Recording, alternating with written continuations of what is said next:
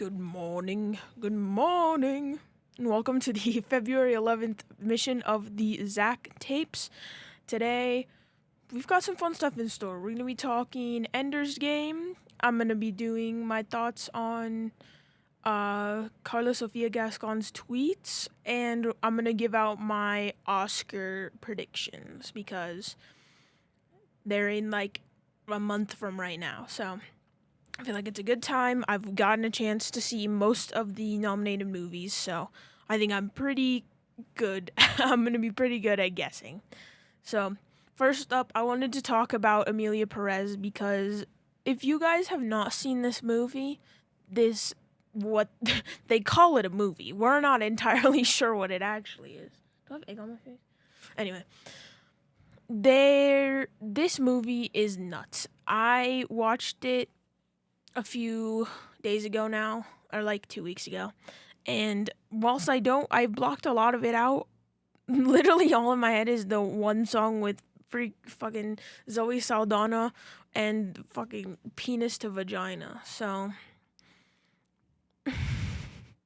why is this a movie? Okay, so I just have the Variety article up here because I read it yesterday and it like has all the tweets in it. So number one, this, while terrible, is kind of good for the Oscars because they nominated the shit out of this movie. And did it deserve it? No, they did not deserve 13 nominations. That's insane. And so now that she's pretty much lost Actress of the Year, or not fucking Actress of the Year, Best Actress in a leading role, that opens up room for... Okay. But now that she's pretty much lost the Oscar for Best Actress, that opens up the possibility of Cynthia Erivo's EGOT even more. So, like, again, this is terrible. So I'm going to read a few of them because how are you going to be in a minority group such as a trans person, such as a, like, you know what I fucking mean? And, like, talk about stuff like this. So it says, where's the one she, like, was like, I picked up my daughter. I gotta find it. Okay, yeah, here we go. I'm sorry, is it just my impression, or is there more Muslims in Spain? Every time I go to pick up my daughter from school, there are more women with their hair covered and their skirts down to their heels. Next year, instead of English, we'll have to teach Arabic.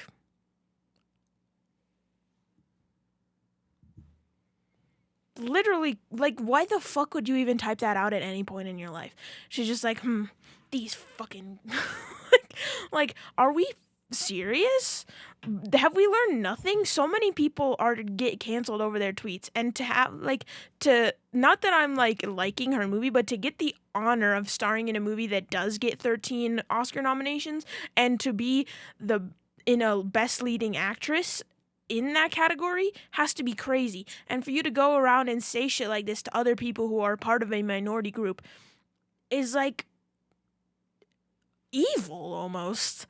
She posted another one where it was a picture of like a Muslim family, and she was like, Islam must be banned as long as it does not comply with human rights. It's like they've been people have been raised in Islam for thousands of years. They're fine. They're chilling. Most of them, I mean, like, yeah, there's the few that are like crazy, but like what? And she talked about George Floyd. So like that's where you lose me. Like, not like, that's where I like leave the conversation, because I've been hearing you out for the last couple ones, but to go like what? Okay, it says, along with her post about Islam, Gascon posted a long thread about George Floyd just days after he was killed by a police officer, inspiring protests across the U.S. Quote, I really think that very few people ever cared about George Floyd, a drug addict swindler. But his death has served to once again demonstrate that there are people who still consider black people to be monkeys without rights and consider policemen to be assassins. They're all wrong. imagine imagine, fuck, what the hell? So, number one, not black people to be monkeys without rights is insane. Number two, considering policemen to be assassins. Have you watched the news lately, lady? Jesus, mother of God. Like, it's insane to me what people will say out, or what people will watch on shit. Oh my God, I didn't even read this one. There's another tweet where she talks about, well, let me just read it. More and more, the hashtag Oscars are looking like a ceremony for independent and protest films. I didn't know if I was watching an Afro-Korean festival, a Black Lives Matter demonstration, or the 8M. Apart from that, an ugly, ugly gala. Your film is, in a way, and not only independent, kind of, but a protest film showing off the trans rights. Are you kidding? Like, to say that kind of shit when you yourself, like, you're not the exception to the rule. If you're gonna go on and talk about the Oscars are looking more like an independent and protest film awards, then don't be in a film that is a protest of trans rights, of all this shit. That's nuts. NUTTY and nutty. Can we ball up for a second? Like, can we put our thinking hats on for 2 seconds? Like, that is crazy. And she said that she's stepping down from her Oscars press tour or whatever, and she's stepping down from doing stuff. But that is literally crazy. Okay, so now let's get into my Oscar predictions, because I have taken the time to go and see almost all of these. The only one I haven't seen, or the couple I haven't seen, are Conclave and The Substance. But I've seen mostly all the rest of them, so let's see. So I'm just going to the Oscars website just so I can see all the names laid out. So for actor in a leading role, I do want Timothy to win, but we all know it's going to be Adrian Brody. The Brutalist was a crazy film that it was filmed on an even crazier budget. I just looked it up and learned that they filmed all of The Brutalist in a month, 34 days or something, and that's crazy to me because that must have taken so much planning to be able to do it in such a short amount of time and have that much to work with. But so I know it's going to be Adrian Brody who's going to win, but I do want it to be Timothy. So because he's been nominated 7 times now or something. Has Adrian Brody won an Oscar?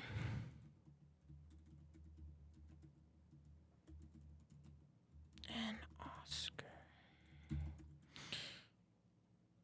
He won it in 2003. What did he win it for? 2003 Best Actor.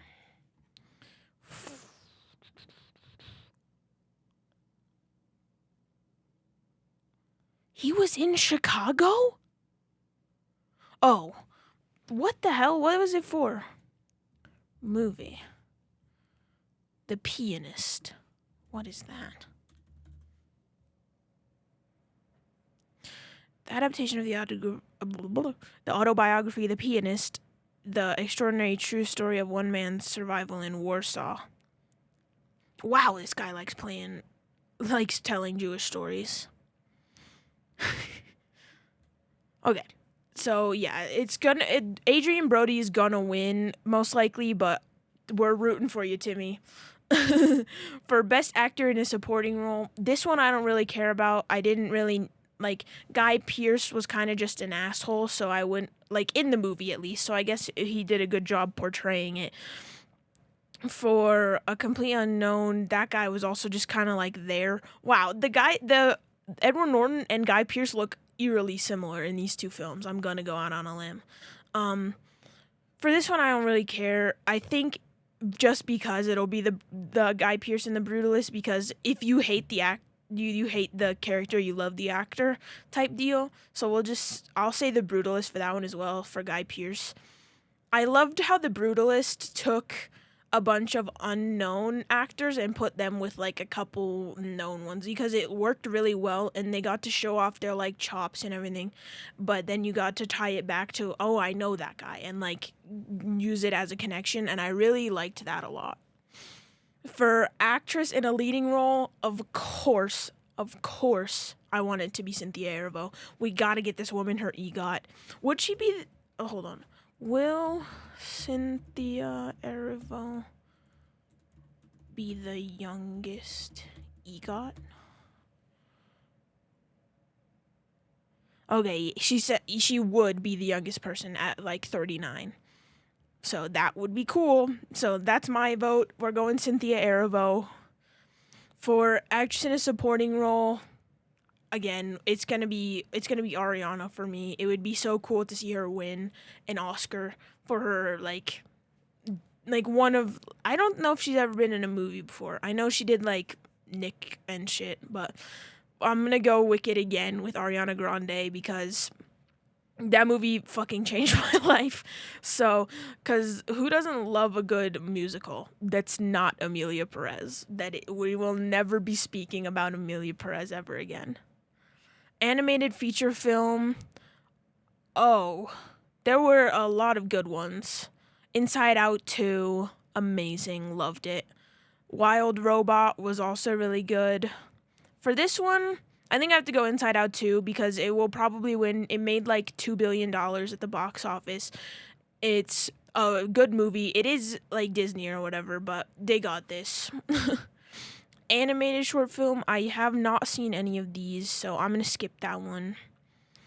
So for cinematography, we got The Brutalist, Doom Part 2, Amelia Perez, Maria, and Nosferatu. Honestly, again, it's probably going to be The Brutalist, but for this one, I want to go Nosferatu, because they're not nominated in a lot of other categories like they should have been. Like, Best Actress, she should have been up there, because that was, like, I loved it. I loved Nosferatu. So I'm going cinematography for Nosferatu, because the way in which you have to film a horror movie, like I said in my last podcast, is so different from any other movie. Like, you're showing off almost nothing, because it is super dark, so you have to really plan out those shots to make them look good and make the audience feel things. So that one is what I'm going to go with. That one, I really liked Nosferatu's cinematography. For costume design, we got A Complete Unknown, Conclave, Gladiator 2, Nosferatu, and Wicked. Honestly, it could either, for me, be either Nosferatu or Wicked. I think, again, because the Nosferatu and Wicked have very different costumes. One is very fantastical and bright colors, and it's Oz, and then the other is like 18th century Germany.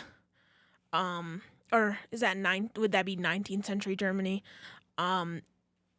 Again, I think I'm gonna go with Nosferatu, because it was just like I think a lot more about their costumes than the Wicked ones, because we've seen the Wicked costuming before, in the sense that we've been on Broadway for 20 years, and like they did obviously change stuff up, Elphaba's hair, the different costumes, obviously, because it was a longer film. But again, I'm gonna go Nosferatu for costume design.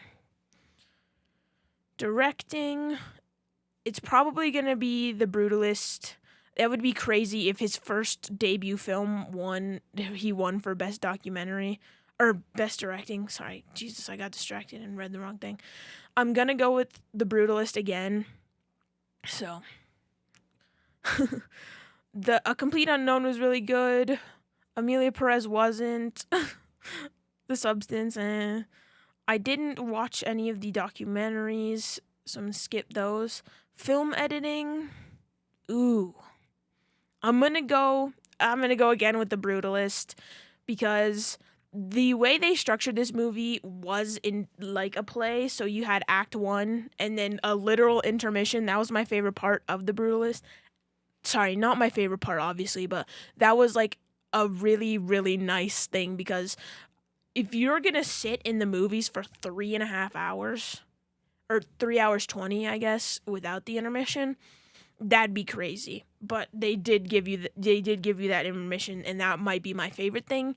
And the way they just told a story through, like, it starts out like dark-ish, but you can see the colors, and then it kind of goes through a transition once he realizes what's happening, and like it gets darker again. So I'm gonna go with The Brutalist.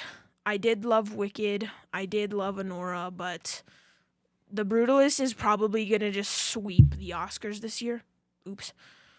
And yeah, we'll find out. All right.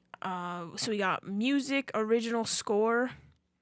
For this one, I'm gonna go Wicked again because that how can it not win Best Score? It's literally a tried and true tested model on Broadway for 20 years that this will do well and has done well. So yeah, we're going Wicked. Good luck to Steven Schwartz. We love you, King. Sorry about all the interruptions today, guys. My dog is paralyzed. So we've been having to take care of her extra. So sorry for all the cuts, but let me get back to Best Picture. So for this, again, it's probably just going to be a clean sweep for The Brutalist. While I really would love Doom Part 2 to win because that was really good as well.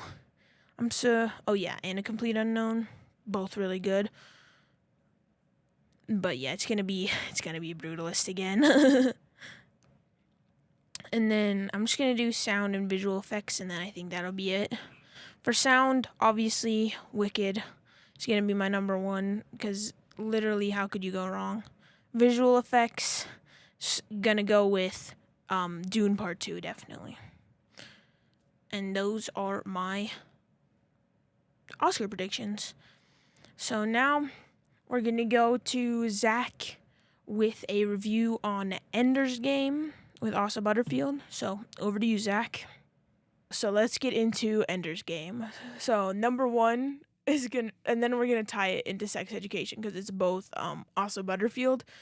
I've been learning that there are just a bunch of young actors that are just like in everything. So that's going to be your Asa Butterfields, I'm going to go McKenna Grace as well, fucking Aaron Taylor Johnson too, Nicholas Hoult, just like a bunch of these people that are just in every fucking movie right now, I guess.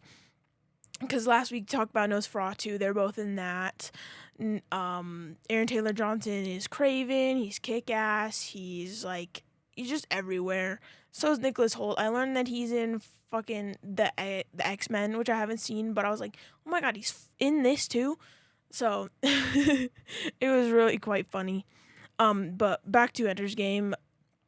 I really enjoyed this movie because it is a sci-fi movie, so in that it's futuristic, they're fighting aliens, all the good stuff you need for a sci-fi movie. But it's really just like the psychology of this film is what made it so interesting for me. I took AP Psych my last year of high school, and I was tying it back to a bunch of those principles and realizing like this is what I found so interesting about that class is what I'm finding interesting about this movie. You know what I mean? So, the way they have it set up is kind of if you saw Stranger Things if you saw Stranger Things 4, it kind of looks like that, and where they're all in like bunks, they all wear the same outfit, they're all taught that they are part of a team, but they're also taught like every man for himself. So you're like they're just in like this state of confusion the whole time. And yeah, so it was very Stranger Things to me. We got like these guys there's clearly like a hierarchy and like and needs, like not like a needs based hierarchy. Sorry, my My AP Psych brain came out for a sec.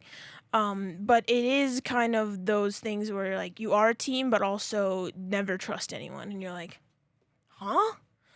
They have these like games they play, which is like where I thought Ender's Game was going towards, where there's this game they play where they have stun guns and they try to like get through each other's gates and stuff like that.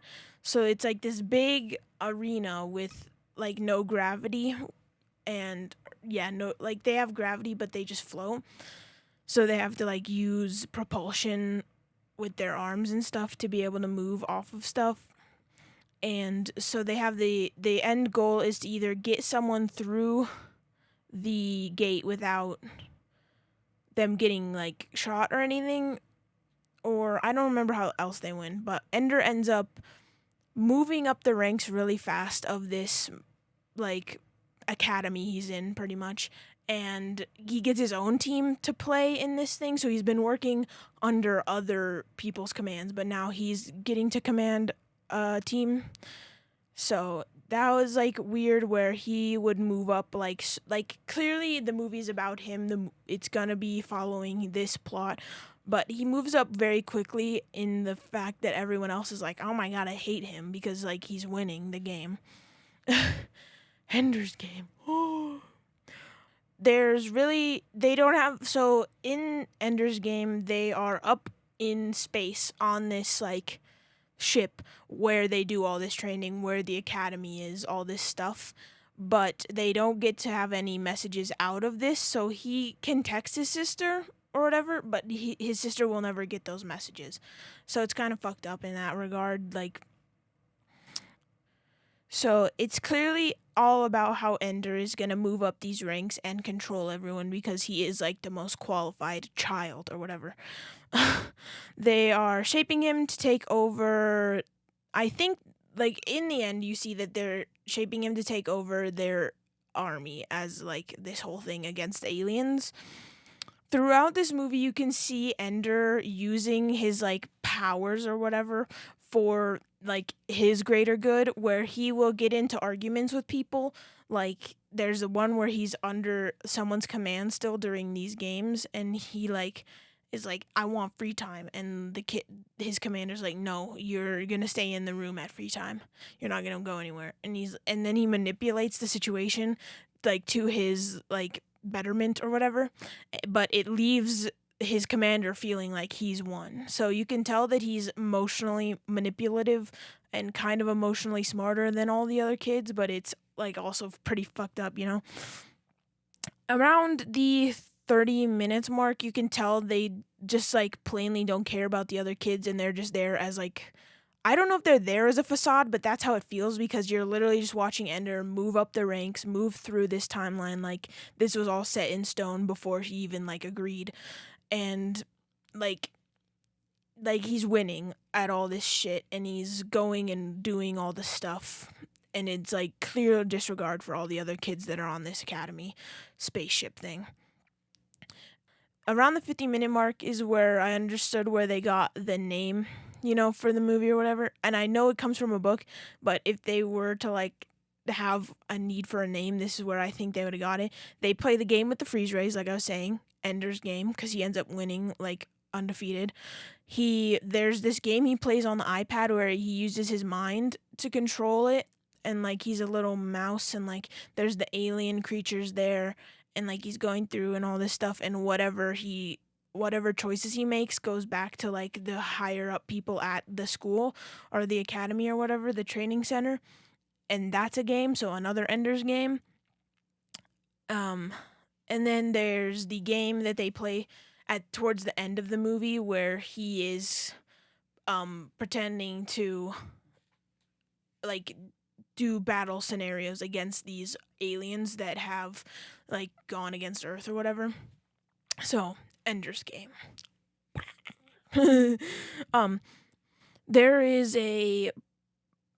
There's a scene where like they walk in on him in the bathroom, like Schuster and Glee or whatever, and he's taking a shower, and these kids are like come, we're fighting right now. And he's like, what? So he turns on the water really hot, blinds him pretty much, and then he like pushes this kid onto like this elevated ledge. Like the shower is on an elevated ledge, and he pushes him onto that, and the kid breaks his neck, and Ender's like, oh shit.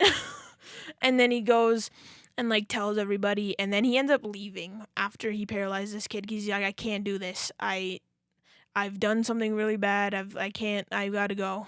And so he goes back to Earth, and he doesn't go back to his family on Earth. He goes back to another like training center where he can just like be, but I guess like he's just there because that's where he has to be held. Like he can go back to Earth, but he can't go like be on Earth. Does that make sense? But his sister does end up coming to visit him at this like Earth Academy thing, and they have a good talk, and she's like, Ender, you have to do this. And his sister is his best friend, so he's like, yes, I will go back up, I will go learn, I will make you proud, pretty much, because he doesn't care about his other family. His sister's pretty much the only one he's got there. And so he ends up going back up and learning all the stuff he needs to, and then he gets transported to a higher up facility where he gets trained for command, where he gets trained to actually go up against these aliens. And we learn that his trainer is a Maori guy who is the person who last dealt with these aliens and won. So it's clearly a good match because they end up like grooming him, and he's doing all these battle scenarios with these other kids where they each command a fleet and he commands them. So it's kind of like the hierarchy again.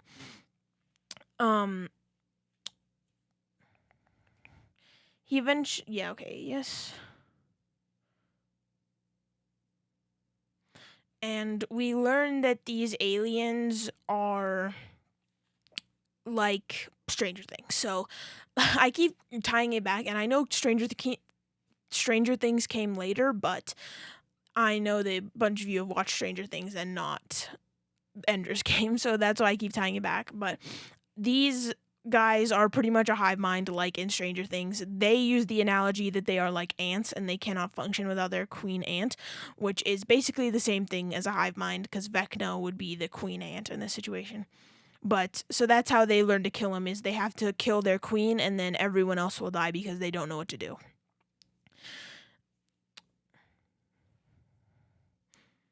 And then so he goes and does all these training commands, they do all these simulations of battles, and then for their last like training battle, everyone comes in and is like, okay, Ender, these are a bunch of higher ups, they're gonna watch you do this battle simulation, and then we'll decide if you're ready or not to go and do it to the actual aliens. And they're like, okay. He's like, okay. And they do this battle simulation, and the thing you have to know is there's this big gun, and it's a lot like a video game where this big gun can only be fired every like 2 minutes, but it can pretty much eradicate anything. But it has a 2-minute cooldown before it can fire again. And so it's very much like a video game in the sense that they are all connecting, and like they have to protect this thing so that they can do the other thing, you know what I mean? So they fire it once at a bunch of their fighter jets, and it disperses out. It's kind of like a gun, and they fire it, and then it can chain react to kill a bunch of things that are close to one another. And then they have to like wait the another 2 minutes. So they're going through the battle scene. They're waiting the 2 minutes. They're killing a bunch of guys with the fleets that the kids who Ender commands are commanding. And they end up getting ready, and they end up protecting the big gun. So they all come and like put their ships around the big gun, waiting for it to be done. And then they shoot the big gun again at the aliens' whole entire planet, and it chain reacts the whole planet and kills everything on it, right? And Ender's like, holy shit, it was a big risk, but it paid off. I think I'm ready to go do it. And then his commander's like, Ender, you did it, Ender. And Ender's like, yeah, okay, I think I'm also ready to do the big one. And he goes, no, Ender, you did it. And Ender's like, I did what? He's like, you did it. You got the aliens. And he goes, what? And he's like freaking out and all this shit. And it's like, we saw this coming from the beginning, but we feel bad for him nonetheless, because he really just did get used by this. There's like one guy, but he pretty much got used by this whole system. And he's just like, I can't believe you. And so he goes and like pouts and whatever. And he ends up going, so that where they're stationed, where he was doing all these simulations, is actually a planet where these aliens used to be, but are no longer, because the humans moved in, clearly. But he goes out onto this planet and is like, I remember this because it was in that iPad game from before. So he's like, wait a minute, I've been here. This is the iPad game. And so he knows where to go. He goes into this like mountain thing, and in it is one of those aliens, like the last one. It's protecting a clutch of eggs. And he's like trying to talk to the alien, but they don't speak the same language. So he's like, is it a queen? Because if it is, then they can restart pretty much. And he's like, is it a queen? And somehow, I don't remember how, but she like communicates that yes, this is a queen egg. And he's like, okay. And then the movie ends with him like going off into space and being like to his sister, because he can actually message her now, I won't be back for a long time, because he's going to find a perfect planet to start this alien race over again. And it's like, and that's where it ends. It's just him on a ship going to wherever. And it's like, oh, so when are we getting an Ender's Game 2? Because I need to know just about yesterday. But it was a really good movie. It had, who is it? I want to say Haley Joel Osment, but I know that's not correct. Hold on. Ender's Game cast. Haley Steinfeld. Haley Joel Osment. Okay. Anyway, but Haley Steinfeld was in it as like his love interest or whatever. And it was really good because she's like little, like the only thing I've ever seen Haley Steinfeld in is Pitch Perfect, and she's obviously older in that, so it was kind of cool to get to see her as a younger. Wow, thanks Zach for telling us about Ender's Game. Now, I just wanted to talk about music for this last little segment, because I have been consuming music like no other recently. Since the Grammys, I've just been like kicking off and listening to a bunch of this stuff from all the nominees. So I went and listened to Doechie's album, which, oh my god, absolutely deserved album, our rap album of the year. That was so good. And also, like, Denial's a River is now, like, in my top picks. That and Lady Gaga's Abracadabra. That is on a loop in my mind and on my speaker constantly, because, like, whenever I see a TikTok or, like, a Instagram reel, because I don't have TikTok, of Lady Gaga's Abracadabra, everyone in the comments is like, well, dark times bring really good art. And I'm like, god damn, if Mayhem is anything like this song, oh my god. I've also been going back and just listening to a bunch of Lady Gaga, so I've got like her song Disease, I think, somewhere in here. That's good. I saw Back in Ecstasy. That, and I've been going back to like Chapel and Sabrina's, Jesus Christ, I love English. Their albums, I got them on vinyl, so I've been doing that lately. I've just been listening to a lot of stuff. Obviously the show tunes are there. I love show tunes. What I've been listening to most is gonna be Hamilton, Rocky Horror, and Heathers, and of course Wicked, but I think that's a given. But I've been listening to just a bunch of music because I love to put on music when like I'm watching a show and I get bored. I'll just put on music for a little bit and then I'll be able to go back to the show. But a lot of my music lately has been stuff I've been remembering. So stuff like I've been listening to a lot of country that I've listened to in the past because I just like remember it. Like I got Meant to Be by Florida Georgia Line and BB Rexa. That amazing. I got Garth Brooks, like Friends in Low Places. Fishing in the Dark. Man, I'm bopping to Fishing in the Dark. You and me. That song is amazing. And like I said, I went to a Broadway rave and they played a bunch of Rocky Horror and I was like, oh, we're listening to Rocky Horror again. That, and there's some songs, just a lot of songs from movies. I've got Father Figure, Baby Girl. I've got Bad Reputation. That's in Red, White, and Royal Blue. I've got Istanbul, Not Constantinople, because that's in Umbrella Academy. Like, my brain is just going off. And I've been also discovering a lot of music, or not discovering, but just, like, going back to it. Like, there's the song, what is it? Like, she looks so perfect standing there. That one, I've been listening to that. I've been going back to Miles Smith. Guys, if you're not on music, get on music, bro. Like, oh my god. Lyrics can change you. Do you know what I mean?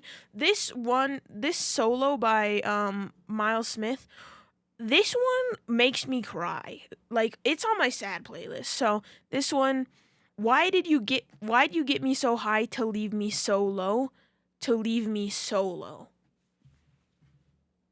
Oh, didn't know we were getting deep on deep on Friday the 7th. Jesus Christ.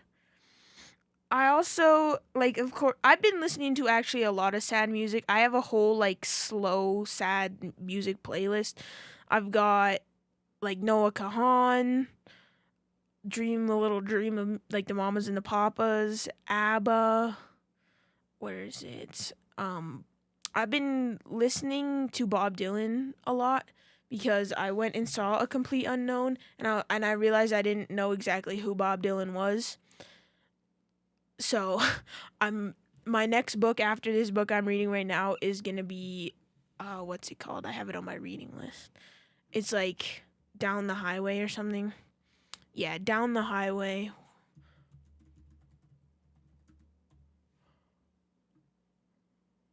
Down the Highway, the story of Bob Dylan. The life of Bob Dylan. So, because it was a good movie. I liked all, like, what it was standing for, but I didn't really understand, like, why they were so upset that he was playing rock. Like, I didn't realize, like, really any of the stuff in the movie, but it was pretty to watch. I liked looking at it. But yeah, I've been on music lately. I've been discovering a lot more music, going back to music I listened to when I was younger. I say younger, like I'm 45. Like when I was like in high school. It's been really fun to like rediscover music is what I'm trying to say.